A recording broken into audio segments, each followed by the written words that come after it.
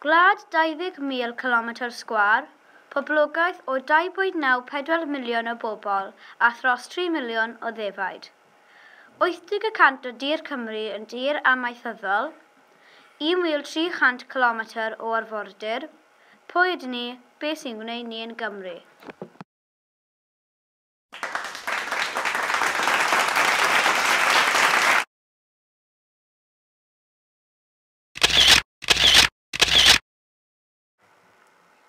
Am America. Mae 2 filiwn o bobl America a'i gwreiddiau yng Nghymru. Rhwng 1820 a 1950 symudodd 90,000 o Gymru i America. Roedd un o gyn-arlywyddion America, Thomas Jefferson, yn medru siarad 6 iaith ac roedd y Gymraeg yn un o'r rheini.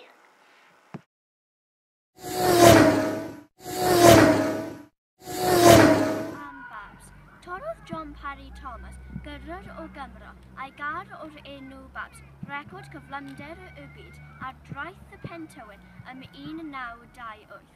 Wedi gar arall dorri'r record, dychwelodd Babs ac Parry Thomas i Pentywyn i geisio ailgipio'r record.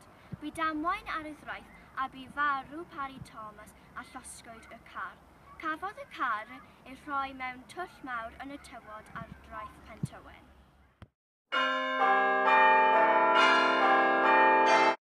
Am Cantra Gwaelod. Tir ofi ar arfordir Ceredigion gafodd ei fofi gan fwr wedi i'r gweilwyr Seiffenyn feddwi mewn parti a chefnofio cae dorau morglawf yw Cantra Gwaelod. Mae boncefio'n pren dal i fod i'r golwg pan bydd y llanw'n isel.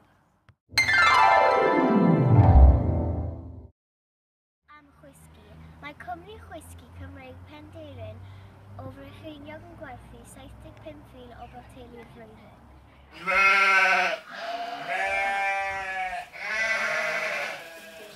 Mae mwy o defaid nag yn pobl yn Gymru.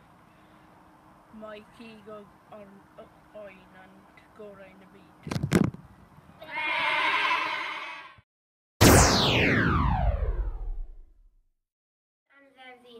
Daeth Cymru'n swyddogol rhan o Blwyddyn yn 1543. Rhan o ddeddf oedd nad oedd Gymraeg yr iaith swyddogol Cymru, ond yr iaith Saesneg. Roedd hyn yn wir tan 1993 pan wnaeth deddf yr iaith Cymraeg yr iaith swyddogol eto.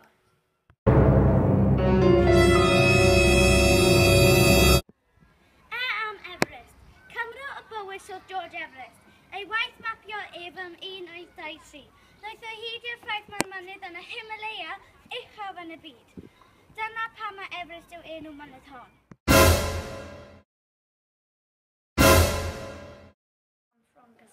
Dyma'r hyn mae bonddwr eang hanner yn y byd yn dal i weithio.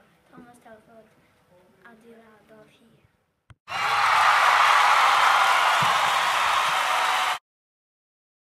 Am ffilm. Mae 2 ffilm Gymraeg eillaeth, Hedd Wyn a Solomon y Gaenaf wedi hynwybu am wobrau Oscar.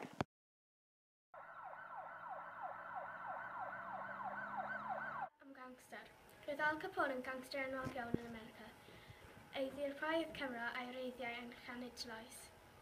Murray Humphreys, Murray the Hump.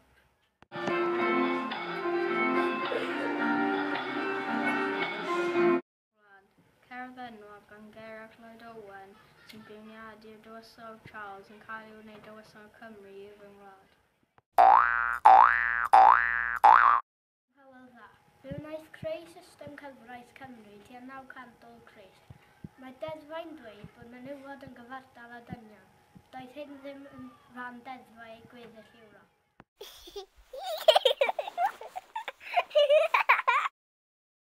Am India Rock. Mae'n debyg mae y mwcheli cafodd y ddyn bach pinc melys hyn ein gwneud am y tro cyntaf.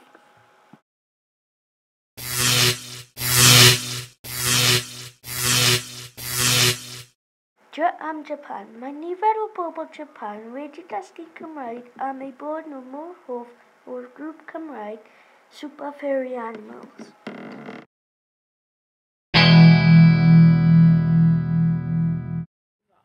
Mae lili yma'n tyfu ar rwyf fwy yr Alpau.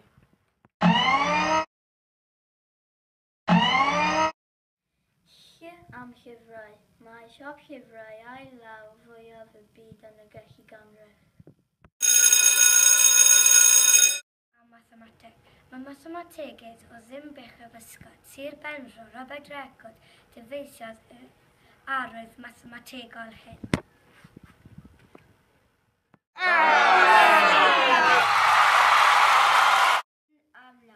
Gafodd pobl Cymru bleidleisio a aedden nhw am gynulliad neu beidio.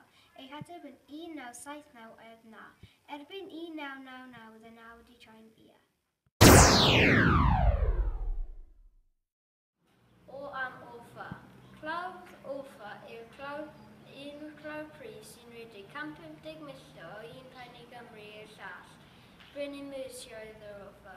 Hyd yn oed yn heddiw mae'r clawdd dal yn 21 metr o uchder mewn rai llefydd. Bu miloedd o ddynion wrthi'n codi'r clawdd mwyn gwahaniaethu Lloegr a Cymru.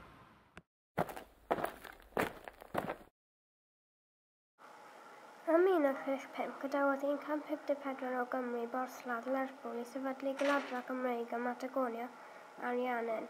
Mae pobl dal i siarad Cymreig yn Matagonia heddiw.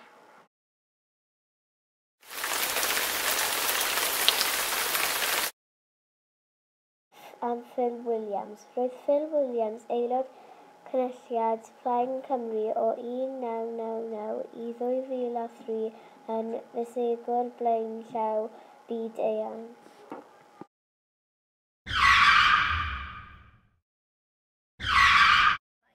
Roedd Charles Walls yn dod o Sir Fyny ac roedd gan ddiddordeb mawr mewn cew. Am 1956, y gofod gwmni cynhyrchu'r cael gyda Frederick Voice.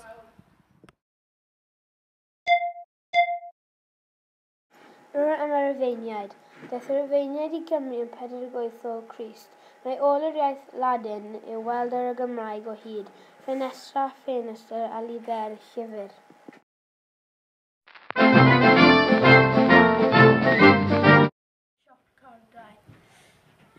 Siop recordau Spillers yng Nghaerdydd yw'r siop hynaf yn y byd. Agorodd y siop ym 1994.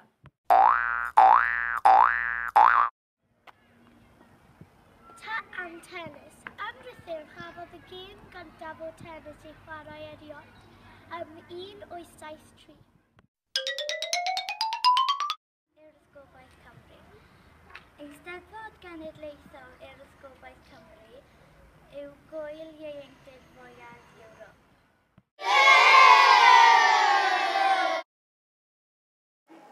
Am y Welsh Not. Roedd plant oedd yn siarad Cymraeg yn yr ysgol yn y 10 ganrif ar 15 yn goffod gwisgo'r Welsh Not. Byddai'r plentyn oedd yn wisgo ar diwedd y dydd yn cael y gansen.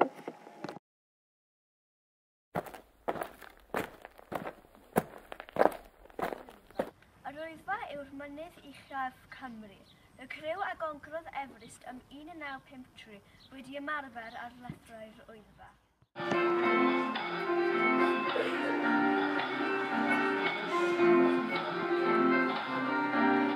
Gymreig yn gweddi i mi o gwbl. Sgitiau tyn, san ewyn, hyn baes a becwn ddwbl. Fi yw'r unig un am y ddosbarth sy'n casau i gwisgo hi. Chweld, mae lleill i gyd yn ferched, a'n unig bachgen fi. Golwg ar y wisg Gymreig. Ar ddydd Gwyl mae llawer o ferched Cymru yn edrych yn smart iawn yn ei gwisgoedd Cymreig. Mae nhw'n gwisgo sgert goch neu sgert check goch a di, blwsyn wen, ffedog wen neu ffedog check, bectgwn a siol liwgar a het ddi dal. Ond ydy hon yn wisg Gymraeg go iawn, pa mor hyn yw hi, ac ydy hi'n berthyn i Gymru mewn gwirionedd. Mae'n rhaid i ni mynd yn ôl 2 ganrif i cael atebion i'r cwestiynau hyn. Bryd hynny roedd newid i glywed am wisg Gymraeg a oedd menywod yn gwisgo betgwn a siol eithaf waith bob dydd. A beth am yr het ddi sy'n edrych fel simnau dal? Wel, doedd merched Cymru ddim yn gwisgo het fel hon yn aml, roedd yn rhy uchel. Byddai wedi bod yn amhosib i wneud llawer o waith yn ddi. Het isel a gymyllydan fyddai gan fenywod yn amlaf yng Nghymru 200 mlynedd yn ôl, nid het ddigital. Felly daeth y wisg Gymraeg rydyn ni gyd yn gyfaredd â hi ddim. Wel, mae Cymraes enwog o'r enw Augusta Hall yn chwarae rhan bwysig yn y stori hon. Cwmpodd hi mewn cariaduriaeth Cymraeg ac yw'r syniad am wisg genedlaethol i Gymru. Yn ddiweddar, mae rai merched yn wedi gwisgo ffrogiau o fanel Cymru. Gwisgodd Shirley Bassey y gantores enwog o Tiger Bay, Gaerdydd. Ffrogs wedi ei gwneud o fanel y Faig Coch yn y cyngerdd mawr i ddathlu agor Cynulliad Cenedlaethol Cymru yn 1999. A beth am y bechgyn a'r dynion? Fe geisiodd ar glwyddus llanofer ddyfeisio, gwisg i'w gweision, ond ddaeth hi ddim yn poblogaeth. Ond y wisg fwyaf poblogaeth nawr yw'r Crys Coch Tîm Rygbi Cymru. Mae bechgyn a merched o bob oed yn hoffi gwisg hwn.